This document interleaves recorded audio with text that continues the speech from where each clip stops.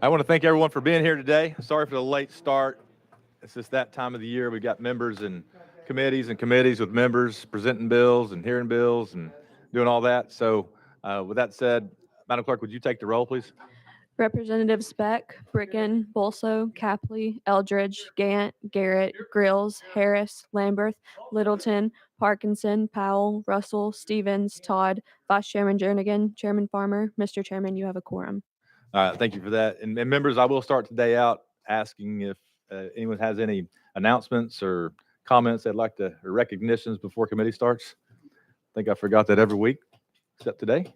Doesn't look like it. So we do have a regular calendar. On that calendar, we have item 1, House Bill 318 by Chair Lady Rudder. And I saw her. There's got a motion and a second. Looks like there's a couple of amendments here. I have 3704 and 5500. 5500 is the amendment we're going to go with. Okay. And you got a motion and a second. Does that rewrite and make It the bill? rewrites the bill. All right, members, we're going to go ahead and get that on there. Looks like we do. All those in favor of adopting House Amendment 5500 to House Bill 318, say aye. Aye. Opposed, say no. Ayes have it. Now we're back on the bill as amended, and you're recognized. Thank you, Mr. Chairman. There are several facets of the foster care and adoption systems that can be improved to be more user-friendly, child-centered, and outcome-focused. This bill seeks to improvements in 2 primary categories. They are the adoption process and foster care. This legislation seeks to make the process more user-friendly, efficient, and attractive as an alternative to adoption for unplanned pregnancies. This bill allows for the surrender process to begin prior to the birth of the child with reaffirmation at birth, which is 3 calendar days. As amended, this bill requires that the mother to be informed at all times in writing of her right to counsel. She will be asked to sign the document and it will be notarized. It allows for women choosing adoption to receive pregnancy care supports for the duration of the pregnancy rather than waiting until the 3rd trimester. Currently, law says that 90 days prior and 40 days after birth. This law is for the duration and 90 days after birth. This bill allows for virtual surrender hearing, for a virtual surrender hearing, so that the mom isn't forced to attend in person 3 days after giving birth. This should be noted, as amended, that this is strictly at the judge's discretion. This also allows for a judicial waiver on speed of adoption finalization from 6 months to 3 months if the court sees fit. This bill codifies a period of respite for foster families who need to take a temporary break from providing foster care. And that is the bill. I stand ready for questions. Thank you for that, Chair Lady. We appreciate the explanation. Members, do we have any comments or questions for, yes, Representative Grills, you recognize. Thank you, Mr. Chairman. And I just want to applaud the sponsor in the bill. In Tennessee, I hope we're recognized across the nation as a pro-life state. And anything we can do to help a mother or a situation like this, to save a baby, to give a baby a better chance at a better life, I just applaud the efforts. And I think it's a good place for Tennessee to be recognized. So thank you for this. Thank you. Absolutely. Anybody else before we vote? Any objection to vote? Seeing none, looks like we're ready to vote to send House Bill 318 as amended to finance. All those in favor say aye. Aye. Opposed say no. Ayes have it. Bill moves on. Thank you, Mr. Chairman and committee. Thank you. See, item 2 and 3. So item 2, House Bill 854. I've got Representative Leatherwood. You got a motion and a second before you hit the podium. That's awesome. And we have, I'm looking at 2 amendments, 5005 and 5182. 5182 is the one Very we'd like to go with. You got a motion and a second. And does that make the bill? Yes, it does. Members, do we want to go ahead and vote to adopt that amendment? Looks like we do. All those in favor of adopting House Amendment 5182 to House Bill 854, say aye. Aye. Opposed, say no. Ayes have it. Now we're back on the bill as amended, and you recognize, sir. Thank you, Mr. Chairman, committee. This bill was brought to me by the Tennessee Bar Association, their adoption section. And what it does, it authorizes the courts to reduce the 6-month waiting period if the child has already been in the petitioning home for 6 months. It waives an additional 6 months after the filing of an adoption petition to 3 months for children that are under age 3 or less, and for children within 6 months of turning 18.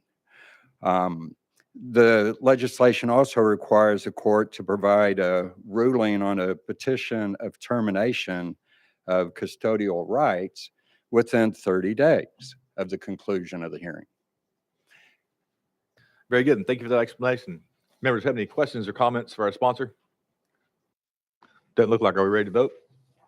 All right, looks like we're voting to send House Bill 854 to Calendar and Rules. All those in favor say aye. Aye. Opposed, say no. Ayes have it. Very good. Sir, it looks like you also have the next bill. It's item 3, House Bill 855, and I'm not showing any amendments. That's correct. So you've got a motion and a second, and you're properly recognized. Thank you. This bill was also brought to me by the Tennessee Bar Association adoption section. This just makes some technical changes to the adoption statutes. It's a cleanup bill for titles 36 and 37. For example, it ensures the code is just more clear for attorneys when applying it in their daily practice. Section 3, one section of the bill, it changes from 10 days to 10 working days. And other sections do similar cleanup to that. Section 7, this is regarding specific brutality abuse of a child or neglect of a child. Currently, the code says it requires qualified experts, plural, for this to be admissible or used. This bill changes it to qualified expert, singular, in these abusive cases. Another part of the law deals with the putative father registry, which is already in legislation, and it just changes within that section where the law refers to, persons or those persons, and just changes those to putative fathers, since that's what this section deals with. And with that, Mr. Chairman, if there are any questions. Very good. so Members, be it. any questions or comments for our sponsor? I'm not seeing any. We ready to vote? All right. Looks like we're ready to vote. Send House Bill 855 to calendar and rules. All those in favor say aye. Aye. Opposed, say no. Ayes have it. Bill moves on. Thank you, Mr. Chairman and committee. Thank you. That brings us to item 4, House Bill 163 by Representative Butler. Sir, you've got a motion and a second. I'm not seeing any amendments on my end. So you're Thank you, probably Mr. Chairman. recognized. No, there are no amendments to this Very bill. good. You're recognized. Thank you. So we'll be very clear. This legislation affects Section 36-102 1AI, and it simply amends the statute for abandonment for children under the age of 4. So if the child's not under the age of 4, then this will not be applicable. So what it does is takes it from a currently of the 120-day statute down to 90 days. And in addition to that, it does one other thing. If a child has resided in the home of a potential foster parent or otherwise, if the judge sees it in the best interest of the child, he can go ahead after the 90 days and finalize the adoption to help expedite the process. As one of my colleagues mentioned earlier, if we're going to be pro-life, let's be pro-life all the way across the board. And that's exactly what this legislation does. And I'll stand for questions and renew my motion. All right, very good. Thank you for that explanation. Members, do we have any questions or comments for our sponsor before we vote? Seeing none, any objection to vote?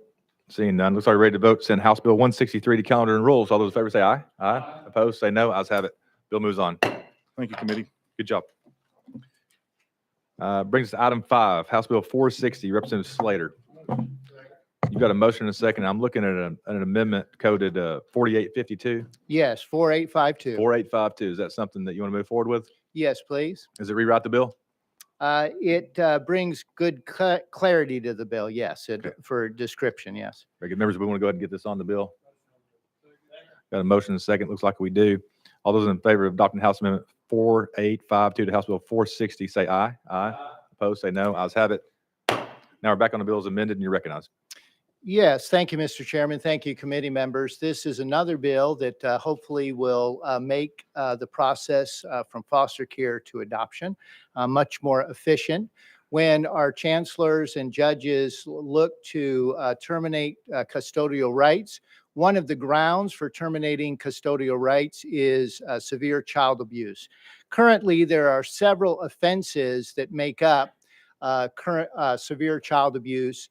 What this legislation will do is it will add the following offenses to that definition of severe child abuse.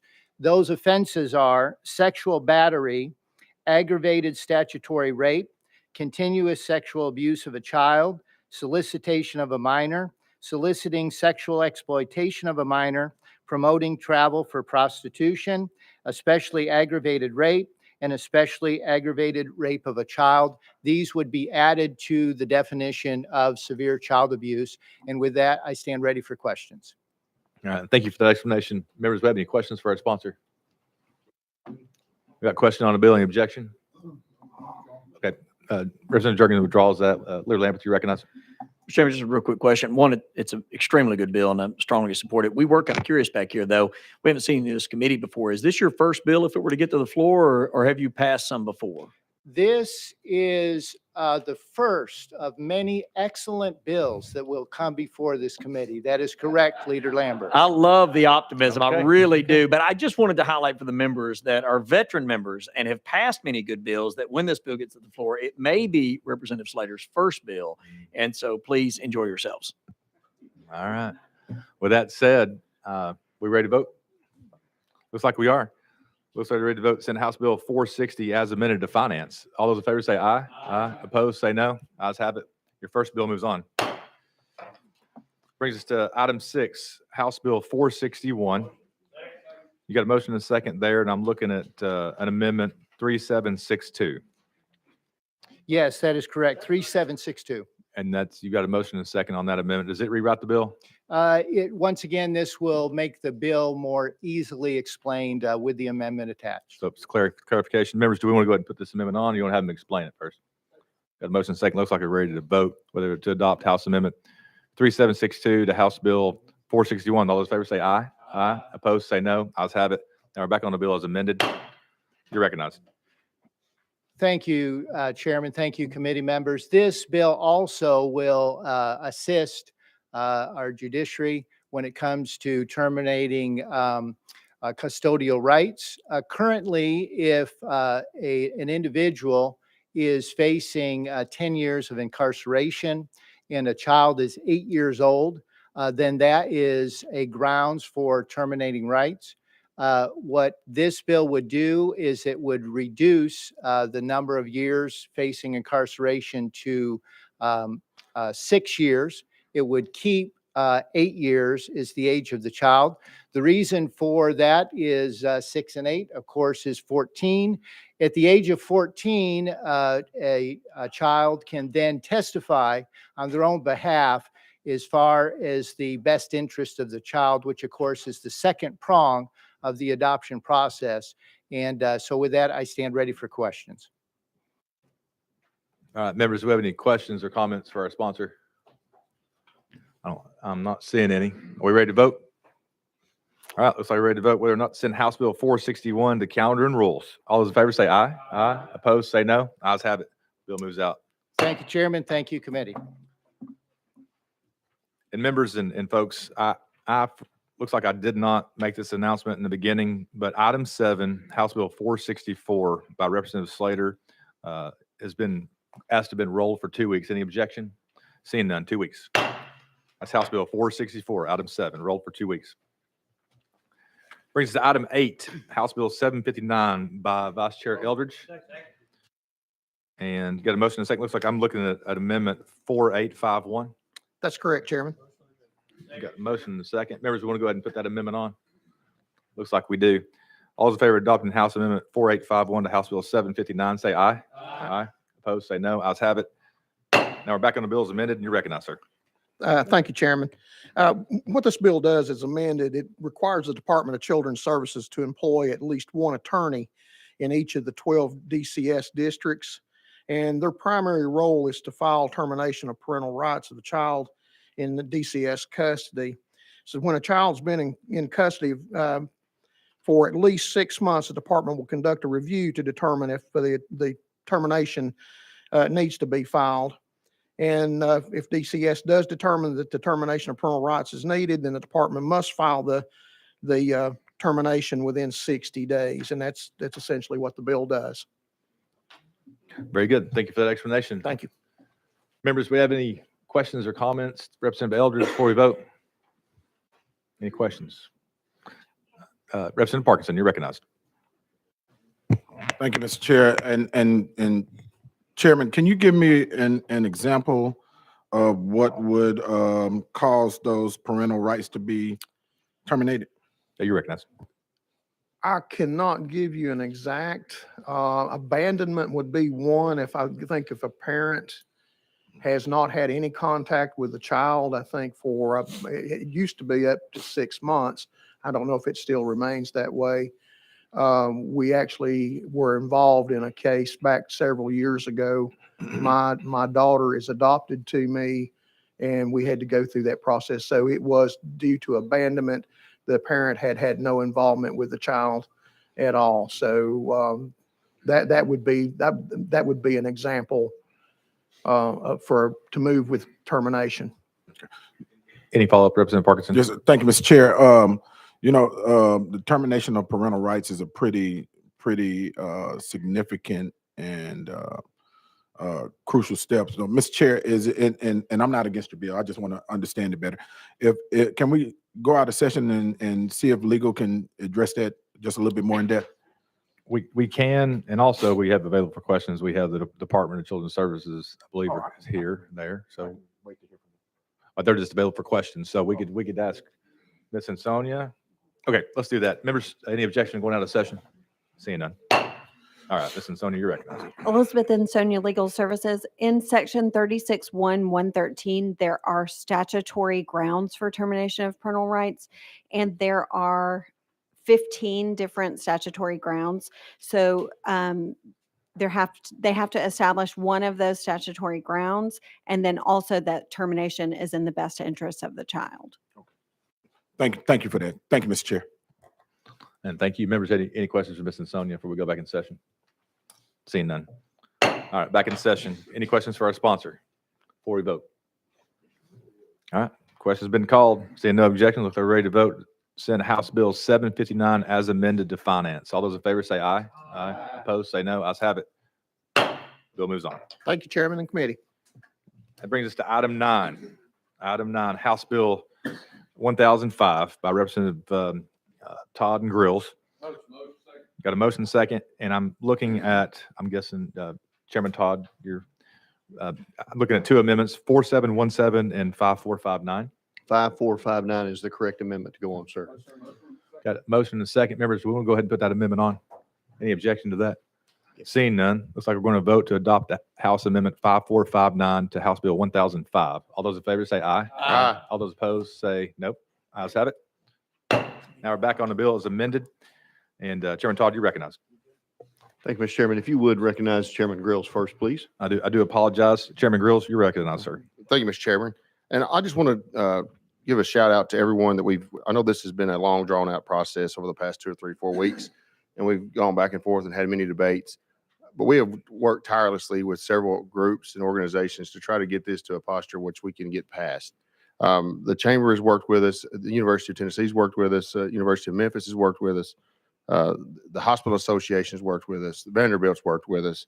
NFIB's worked with us. And I just want to give a shout out to the different committee members, not just on this committee, but throughout in the House, from Chairman Doggett, Chairman Farmer, Leader Lamberth, Representative Capley, and also to Chairman Todd, how I just appreciate the relationship we have, but also the working relationship we have on issues such as this that are so important that I feel to Tennessee. So I just wanted the folks out there to realize that this has been a group effort by so many different people, and I appreciate the efforts and the time they've put forth.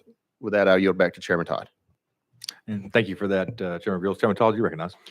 Thank you, Mr. Chairman. And I will state, as has been stated about a previous bill, this is a cleanup bill, in my opinion. And I say that a little bit in jest, but seriously, cleaning up what provisions we've had in state law that are unconstitutional for a long, long time. And so this has been a long time in the works. It does 3 major things. It basically flips the language in our code in 3917-1307 from being an automatic offense to carry a firearm or a club to it's no longer an offense unless you meet certain qualifications. Basically, you're a criminal. And so that makes it more constitutional in correspondence to what our Second Amendment civil rights say, and many courts have affirmed. The second thing it does, it changes the word handgun to firearm in many places in our code where it's applicable. And this, again, is to align better with the U.S. Supreme Court, with the U.S. Constitution, as the U.S. Supreme Court and other courts, other federal courts have stated we must do. The Second Amendment, as we all know, says that you have the right to keep and bear arms. It doesn't say pistols. And so we're cleaning that up and taking away some of the offenses for some basic things, because it technically is an offense for you to take your shotgun out of your truck and go put it in your duck hunting boat to go hunting. Now, there's an exception because you're in the process of hunting, but it's still an offense to do that. So I think most citizens see that as kind of silly, and we need to clean that up. And the third thing it does, it lowers the age to carry from 21 to 18. And as anybody with following this committee in the past several years has noticed, we've had many agencies come in here and talk about how 18-year-olds cannot carry. We don't want them to carry. It's too dangerous. Now they're not opposing that part of it because all of a sudden we have court rulings that say you must do this. You have to treat 18-year-olds as adults for everything, not just voting or serving in the military and the other things that they can do, sign contracts and so forth. So it is a civil right, and we're recognizing that in this bill. With that, I will be glad to take questions. There's certainly other details in here as well that I want to make sure we get on the record. If anybody has concerns, I want to answer those. And thank you for that explanation. Now, first on the list, I have Vice Chair Jernigan. You're recognized, sir. Thank you. And Representative Grills, I'm Chairman Grills, I appreciate, working with everyone going through this I'm going to, I just have some comments. I know that this is probably going to, just fly right through, and I understand that. You've worked with a lot of agencies, but from what I understand, all of law enforcement is still against this bill. Chairman Todd, you said that it's currently, the laws are unconstitutional and we're flipping it over to be constitutional. I don't think that's accurate. I think that we are constitutional right now. We're just expanding on that. Just because we can lower it to 18 doesn't mean we should. Similar to the 23rd Amendment, which gives us a constitutional right to drink alcohol. It's 21. We don't lower it to 18. We could. But we talk about how dangerous it would be. I understand lowering to 18 and changing to a firearm, no permit. My comment would be if you're 18 and you want to use a firearm like an AR, join the Army, where you're trained and you learn. But the way it's written with the constitutional carry is that also with other laws that are going through the system, other bills that are going through the system, that's going to complement this. We have moved into almost hyper individualism where give me my rights, with no responsibilities whatsoever to go with it. And when we have violence in this country that involves guns, we're the only country in the world that has this problem. There's more guns in America than there are people.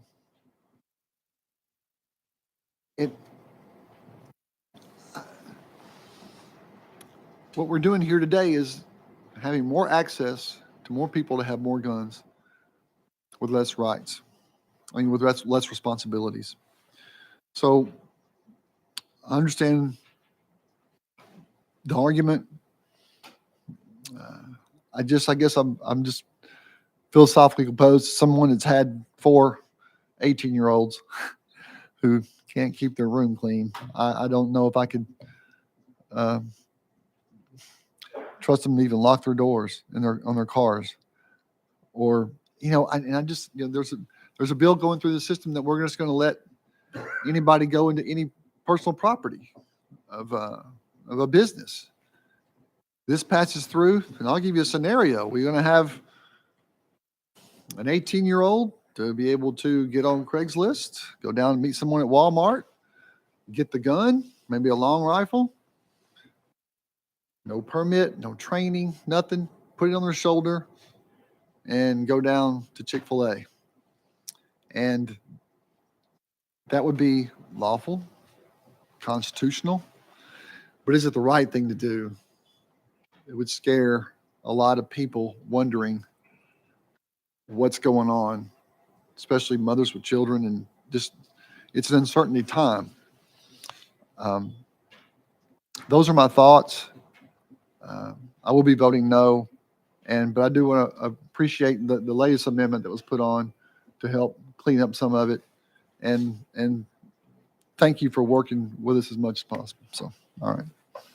Thank you.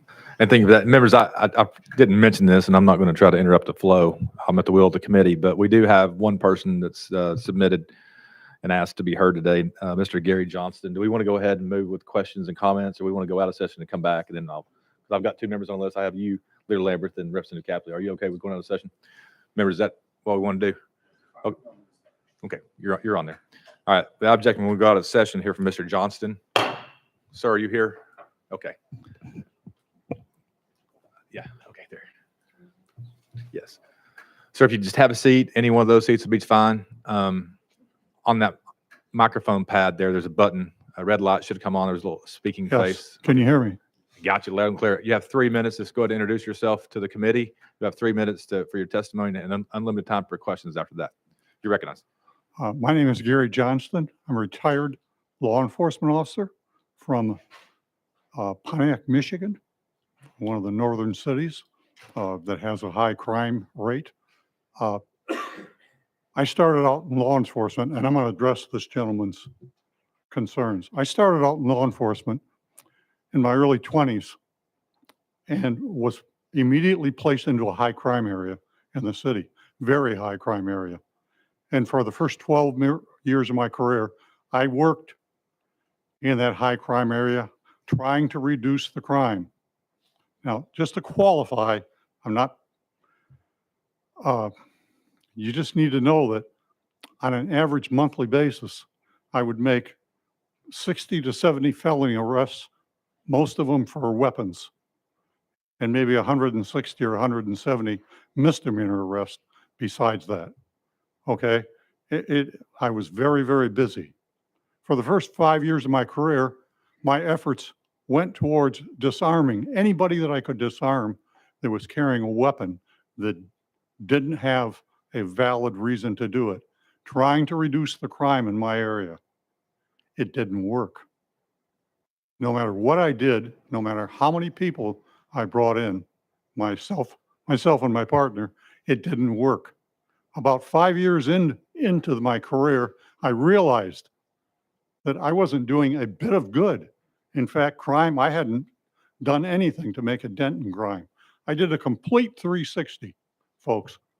I'm telling you, I reversed everything that I had thought I was doing, and I started helping people in my section of the city arm themselves. And I would bring them into our police department. I would help them with learning how to use a gun. And I was doing that. And over the course of 6 or 7 more years, I was able to change the stats in my section of the city. Now, it's hard to believe that people actually, you issue somebody a carry and concealed weapons permit, and half those people won't carry because they're afraid of the consequences if they have to use the weapon. Now, that's true. I know the criminal element, I know the civilian element, and how they think, because I've worked with this for many, many, many years. After about 12 years, I started advancing and going up through the, you might call it the Peter Principle. I don't know what you want to call it, but I started advancing my career and ended up in administration. And I absolutely can tell you people, I know what I'm talking about. You put more guns in the hands of the average citizen and your crime rate's going to go down. You know, John Lott Thank you, has sir. proven Your that. 3 minutes is up now, and I apologize for interrupting you, but That's okay. But let you go a little bit over, and thank you for that. But we do have several members on the list to ask you some questions. And first on Okay. that list, I have Representative Capley. Thank you, Mr. Chairman, and thank you, Mr. Johnson, for coming today. I also want to thank you for your service as far as law enforcement goes to our great country. Would you say that a majority of the firearms that you had to deal with were perhaps illegally obtained on the street when you were working those crimes? That's a hard question to answer, and I'll tell you why. At first, when I was taking weapons from anybody that didn't legally have a right to have them. Some of them were registered to the people and some of them weren't. And so for the first 5 years of my career, I was taking them all in. When it finally dawned on me that this wasn't working, if I stopped somebody, there were 3 or 4 people together, maybe older gentlemen, 45, 50 years old in the group. And I got so good at knowing when somebody was armed that I could just look at a group of people and know who was armed. It's a knack, okay? I would go up and check those people. If that person's weapon was registered and that person didn't have a permit, but that person didn't have a record, I'd unload the gun and set it in the car and say, "You guys have a nice day." I'd leave. I wouldn't arrest them. I completely changed my stance on what I was doing. And only then did it have an effect on what was happening in my section of the city. Representative Capley, any follow-up there? Thank you, Mr. Chairman. Very good. Next on the list, I have Representative Parkinson. You're recognized, sir. Thank you, Mr. Chairman, and thank you, sir. Here I am. Thank you, sir, for your service. I truly appreciate you. When you said you changed your stance and you started helping people, showing people how to become armed in your section of the city, what did that look like? How did you help them to become armed? What did you do? I started actually talking, I worked this section so long that I developed a way of talking to people and going into their homes. Actually, I would go in and sit down and have dinner with 2 or 3 families on a Friday. I'd have it on a Saturday night with the families, and they usually had ribs for me or something like that. Mhm. And I got to know the people in this section of my city very, very well. And they started to trust me. And so then I started suggesting to them the different types of firearms to protect themselves. I mean, I can give you many instances of people that protected themselves and defended their home, and we would make a big deal of it. We would bring them in and give them an award, and people really took notice of that. Yeah, right. And so Representative Parkinson, any follow-up? Thank you, Mr. Chair. Yes, sir. And I truly appreciate it. One of the things you just described was community policing, which we need to get back to. that's right. Right, We need to and- get back to it. Right. And now when you would sit down and have dinner with these individuals, would you talk about explain to them, how not to get in trouble when you have a firearm, or would you talk to them about any safety issues with the firearm? Yes, I would talk about all that. They would mainly be asking me questions, okay? And a lot of times, I'd go into a residence to sit down to dinner, and I would be thinking it would just be the family, the mom and dad, and maybe a couple of kids. They'd have a whole family in there, okay? There'd be 20 people in there. Right. And we'd sit down and eat ribs and talk for 15 or 20 minutes. That's all I could do. I couldn't do any longer Right. because I had another house to go to. But And Mr. Chair, just the last follow-up. yes, Go ahead, Representative Parkinson. Thank you. And let me tell you this. I appreciate what you were doing. I really do. I'm a Marine, and so I'm probably as close to a pro-gun Democrat that you'll get up here on this committee. However, and don't clap for me yet. However, my challenge is the biggest part of the challenge is a couple of things with this bill, and I love the bill sponsor, Representative Todd and Representative Grills. When I didn't get a M16A2 into my hands until my drill instructors taught me how to shoot and and showed me the rules of engagement and showed me, the safety protocols. As a matter of fact, I don't know if I'm sure there's a Marine in this crowd. It got to be. If you're a Marine, just raise your hand real quick. I know it's not just me. Somebody got to be a Marine out there. Okay, so I give y'all Army. I'll let y'all pass. So one of the things, several of the things that they did when, the few, the proud, y'all, the Dr. Proud. Several of the things that they did was when we were in basic training was, they had us snapping in with a kind of a mock M16A2, right? And we weren't shooting anything, but we were, practicing stance position, just at safety and all of these things. And then when we were all past, the test to ensure that we wasn't going to shoot each other by accident, then they put live fire in our hands, and we were able to begin to shoot. And I had never shot before, and I ended up becoming an expert shooter in the Marine Corps. And the challenge with this bill is that, I was 17 when I went to the Marine Corps, turned 18, my 18th birthday on 8th day of boot camp, right? And I was trained before they put the weapon in my hand. And now, with this bill, we're going to have untrained 18-year-olds, that are going to have these same type of weapons, the same type of weapons that I had in my hands, and it concerns me. I was, excuse me, I was a firearms instructor for a couple of years on our department, and we would bring new recruits in, and it concerned me too. Okay, these are young police officers coming in, 21, 22 years old, and a lot of them didn't have any knowledge of what you're talking about. You're absolutely correct.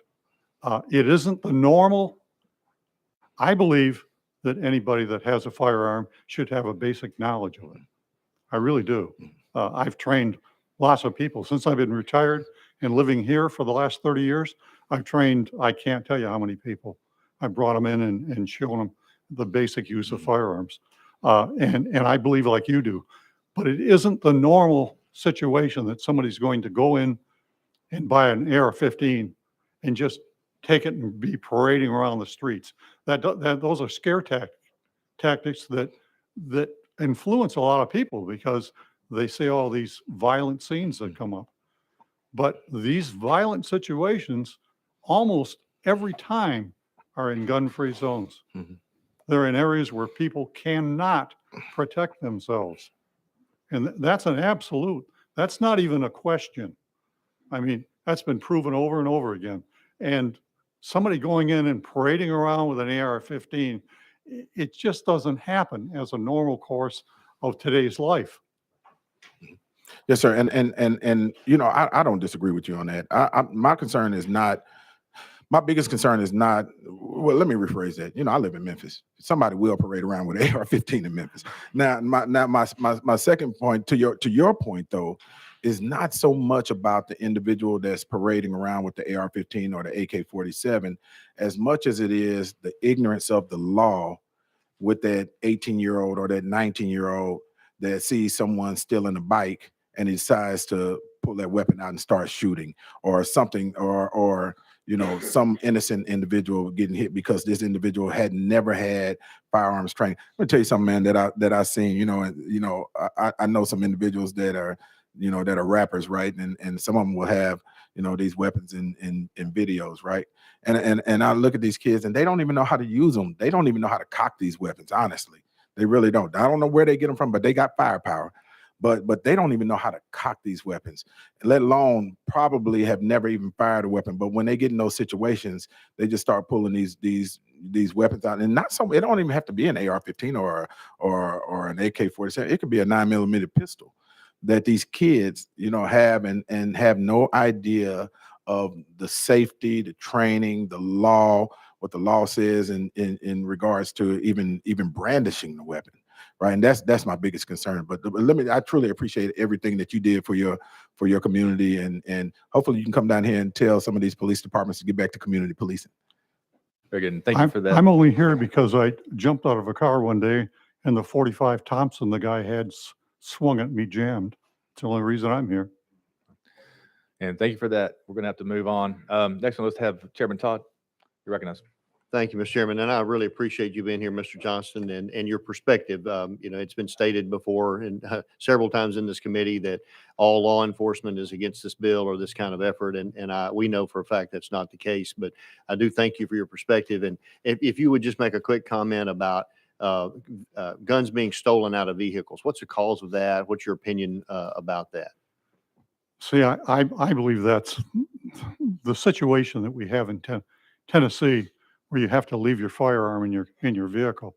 The rate of theft from vehicles has to go up, and people realize coming around this building now. I honestly didn't know that I could carry a firearm inside this building until today, because I've been leaving it in the vehicle before I come in here. I've been in here a lot the last couple of 3 weeks. Some of you have seen me more than once, but I didn't know I could carry a firearm in here. Which brings me to the statement. I came in with my firearm placed in a locked glove box in the vehicle, but forgot to take my knife off me. And when I threw everything into the box, the guy said, "You're out of here." I said, "What'd you say?" He said, "You can't come in here with that knife." And I went, "What are you talking about?" And he said, "You can't bring a knife in here." I said, "But you can bring a handgun in here, but you can't bring a knife."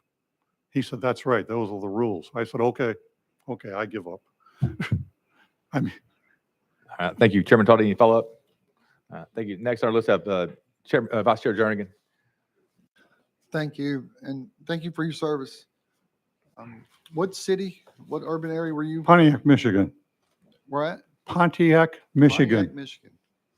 And so at the time in Pontiac, Michigan, was there open carry for long guns when you were there in the city?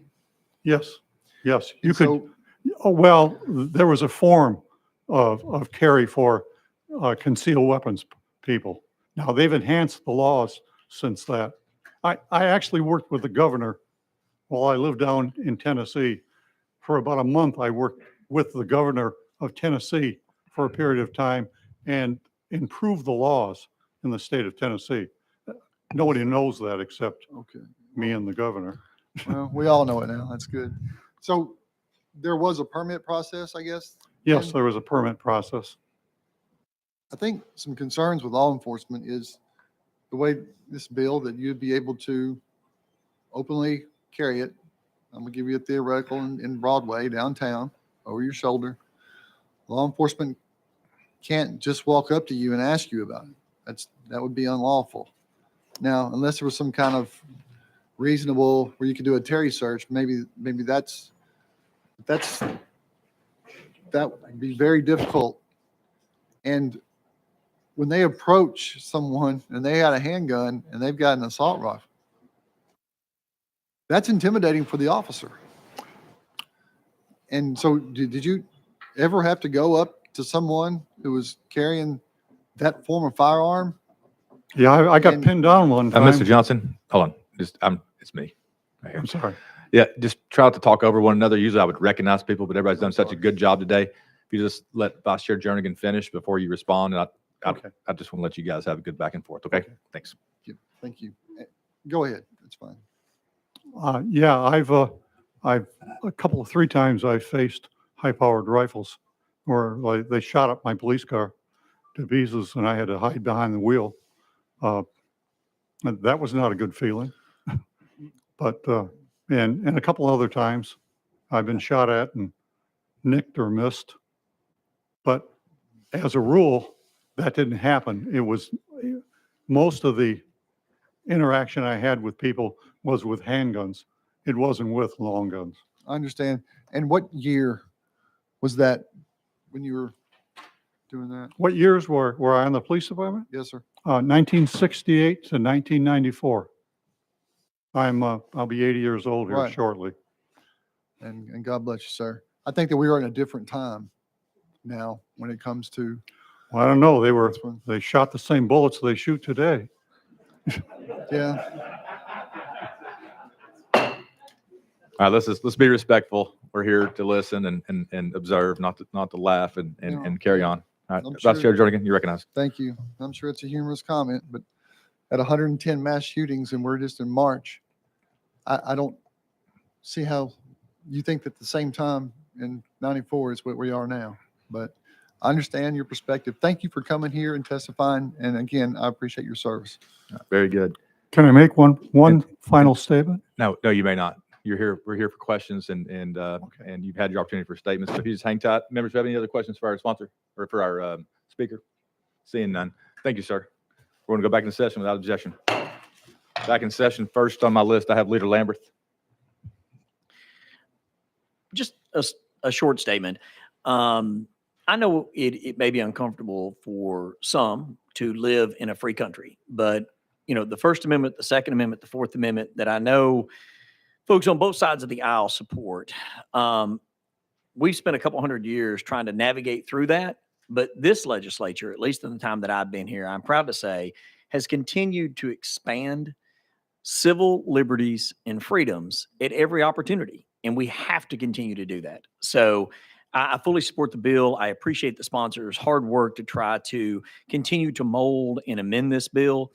But if you have a Second Amendment right to bear arms, and it's only just certain types of arms, I mean, that is an infringement on someone's rights. And I get it. There are some infringements that are possible, machine guns and tanks and things that are far beyond the pale. Even some of those infringements. We've had debates here about silencers. I don't think that's a reasonable infringement on someone's right. If you want a silencer, I think that's something you should be able to have. We can have those debates, but at least in my humble opinion, for the folks that have elected me to come here from Sumner County, I trust the people of this country to exercise their constitutional rights and their freedoms, just as the founders did. And they fought desperately with every ounce of blood in their veins to make sure that at that time, the King of England could not tell them what type of arms they could have, could not tell them what they could say, could not tell them that they had to have troops in their homes, and a laundry list of other things that this country and many patriots that I have met and that are here today have been willing to bleed and die to preserve those freedoms and expand them. We're still a work in progress here in this country, and especially here in this state. But every step we can take forward that expands freedom is a good step. And so I just wanted to throw that out there. I know we can get caught in the minutia sometimes of exactly what all the commas in the Second Amendment may entail, but I can guarantee at this time in history, it is an individual right to bear arms. And here in Tennessee, we're going to respect that and continue to expand civil liberties, or at least I hope so, depending on how this bill goes. Thank you, Mr. Chairman. Very well said, Leader Lamberth. Vice Chair Eldridge, you recognize. Thank you, Chairman. And I've just got a comment and I graduated from high school in 1975. I'm soon to be 66 years old. We went to high school, had our shotguns and our rifles laid up in the back window of our truck. We had our pocket knives in our pocket. We never thought about getting that gun out and shooting somebody with it.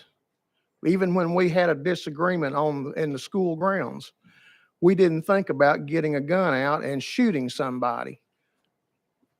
We'd have a fist fight. It was over in 10, 15 minutes. And the next day or two, you were back being friends again.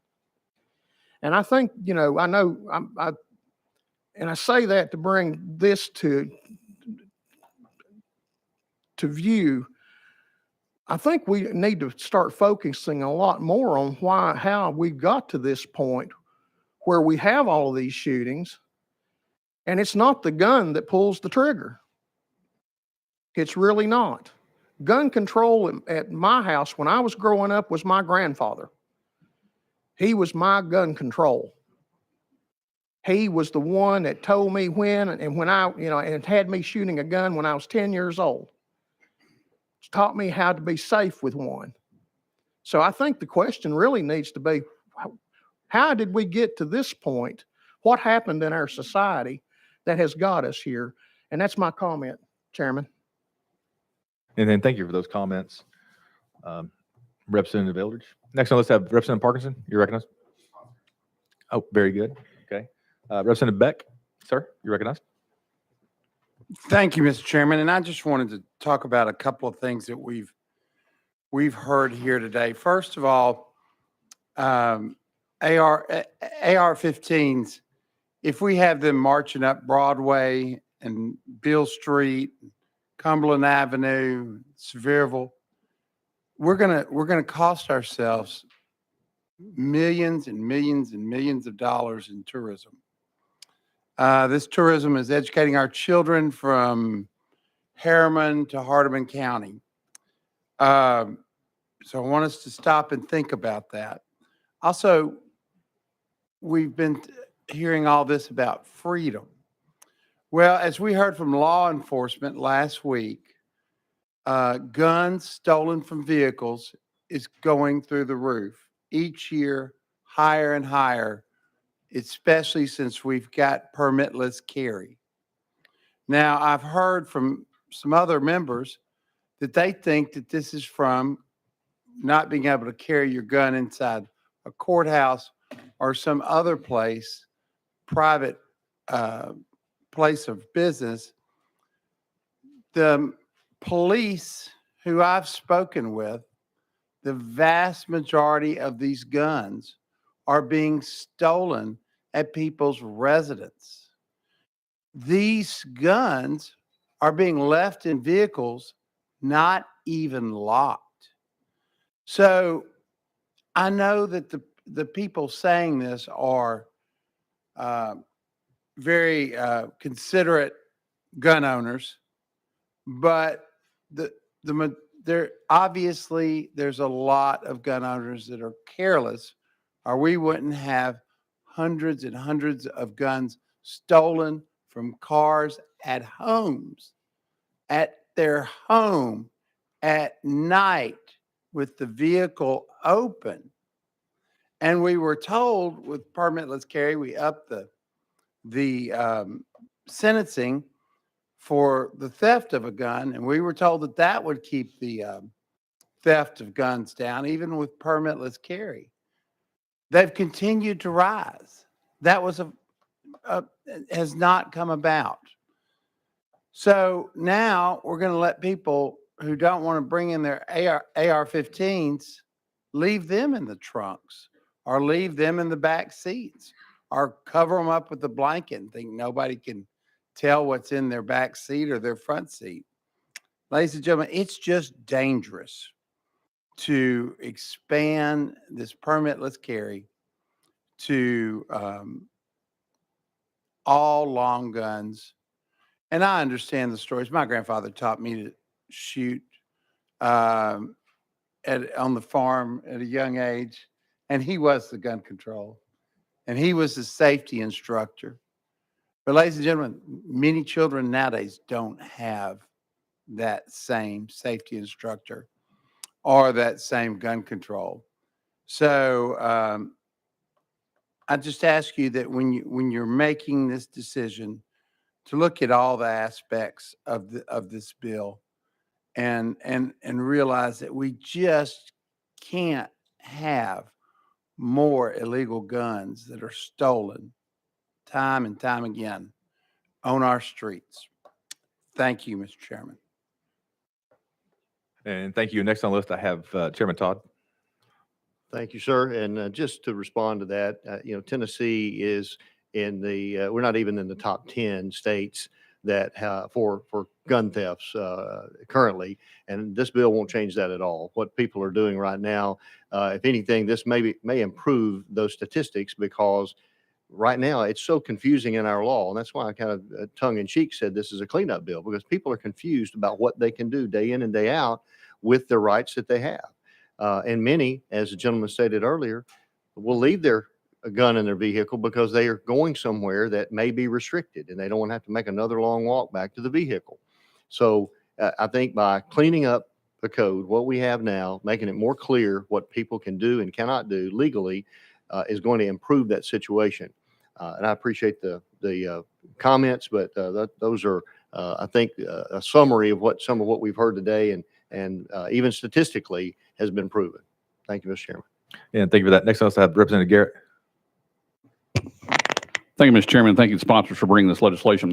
We've had some great discussions even last week when we discussed Supreme Court cases and how they apply. And,